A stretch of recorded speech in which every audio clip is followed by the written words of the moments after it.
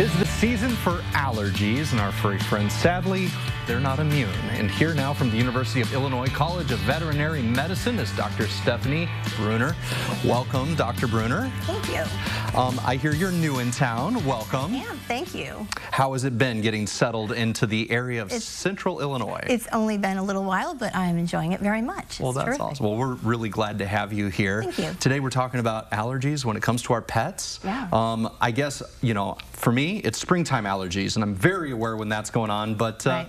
I guess with my dogs, I don't really think about that. Yeah, no, we see it quite a lot. It makes up a good part of my day in the dermatology section, and it can be very, very seasonal in any season, though somehow there's an extra little spice to, you know, fall because we get the weeds and they're particularly annoying for a lot of us. They all go into seed, right? Yeah, all everything. that's up in the air, Yeah. it's spreading around. It's spreading around. It's going to be, 'tis the season. And dogs are adventurous, so they're nosing around, they're getting into all of it. Knee deep in the weeds, and that gets us all into trouble sometimes. So yeah, and then sometimes we have patients that either manage to find something they're allergic to in every season, so they never catch a break, or they develop a food allergy, and if they eat consistently, and most dogs do, then those dogs never catch a break either. Yeah, no, that can be tough. Yeah. My dog has definitely had his fair share of allergies. Sometimes we catch it right away, and sometimes we just don't know. So my question is this: what are the signs and symptoms that people should be looking for? Yeah,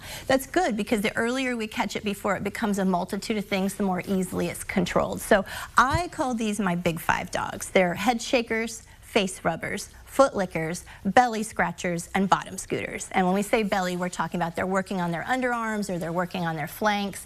But these big five dogs, where the top line looks really beautiful, and then you call them in from the backyard, you roll them over, and their feet are red, and their tummies are red, and their ears are red, or they're getting ear infections all the time.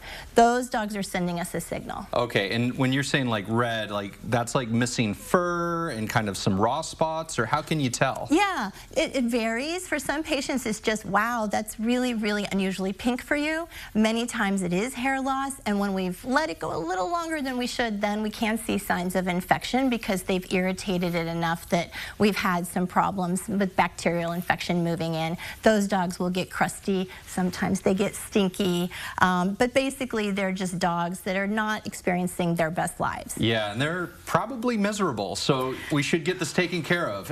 We can, yeah. We get it. We jump on it as quickly as possible. Obviously, the smaller the problem, the more rapid and more easily it's fixed. And what should we do? Do we just take them into the vet? Is this a severe thing? We should take them to the hospital? I know the University of Illinois has its emergency room. Yeah. What are the steps that people should do? No, it's usually in most cases not an emergency. It's something that primary care veterinarians are very well schooled, and that's part of my job, is to teach young veterinarians to be well schooled. So, but it's a good place to start with your primary care. Not every child who has allergies needs an allergist, but some do. And for those that do, I am the doggy allergist. You're the doggy allergist. That's me. And you solve those problems. Right. What are the solutions? Well, it varies again. No two patients are the same. There's a genetic component to this, and so the question is, did you draw the short straw genetically? There's an exposure. Do they stay in the side on the sofa? Do they run in the weeds?